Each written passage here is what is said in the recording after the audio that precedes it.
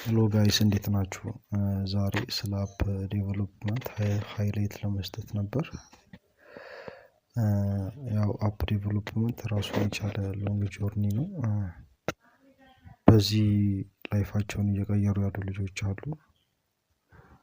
አፕ ዴቨሎፕመንት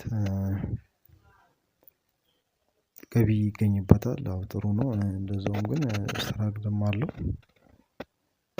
ለምሳሌ ያው አይዲያ ክሬት ከማድረግ ዋናው አይዲያ ነው። ትልቅ አይዲያ ከሆነ ትልቅ ቢግ ነገር ያስገኛል። ያው እንደ አይዲያው ነው።